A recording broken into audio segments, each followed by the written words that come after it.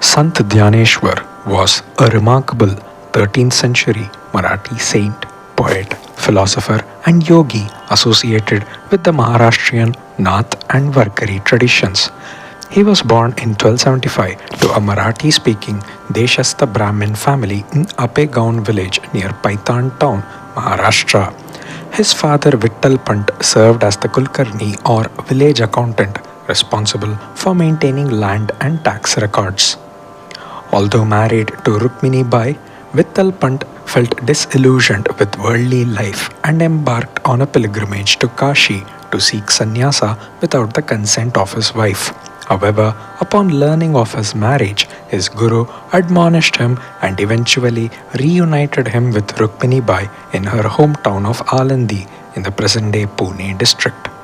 The couple had four children: Nivritti, born in 1273, Dhyaneshwar in 1275, Sopan in 1277, and Muktabai in 1279.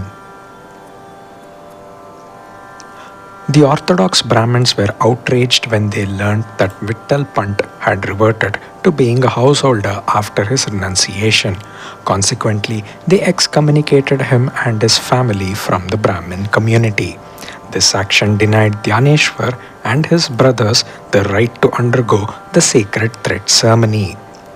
Facing hostility from their neighbors, the family relocated to Nashik. Despite this, Vittal Pant again sought out to the Brahmins in Alandi, hoping to atone for his perceived wrongdoing. The Brahmins told him that the only way to atone was to end his life.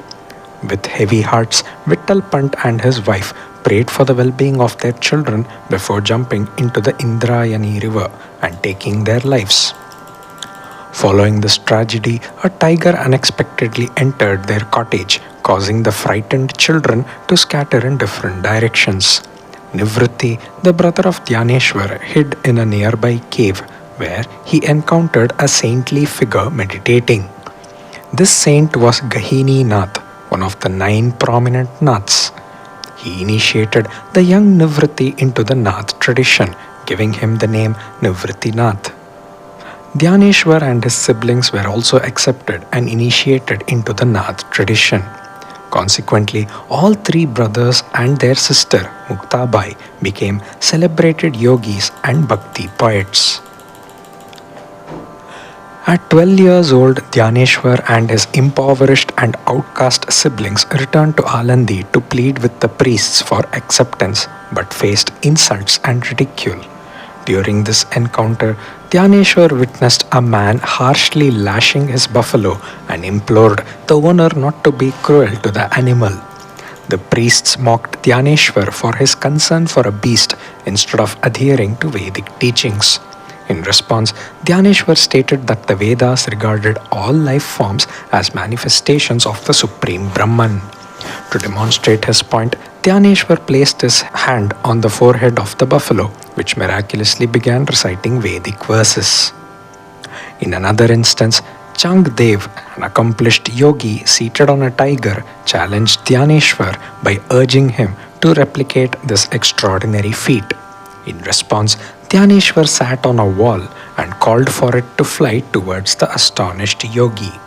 Later, he guided Changdev on spirituality in 65 verses compiled into a scripture titled Changdev Pashasti. Dhyaneshwar composed Bhavartha Deepika, also known as the Dhyaneshwari, in the Marathi OV poetic meter when he was just 16 years old. This work serves as a commentary on the Bhagavad Gita and is considered a sacred scripture by the Varkari sect of Vaishnava devotees. Another significant work of his is the Amrutanubhava, which explores yoga and other spiritual truths.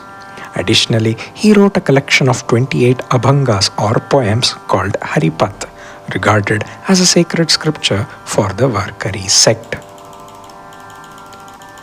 Dhyaneshwar and his divine siblings embarked on a pilgrimage to Pandharpur, where he initiated many of his followers into the Varkari sect. Upon their arrival at Pandharpur, the devotees warmly welcomed them with a grand feast.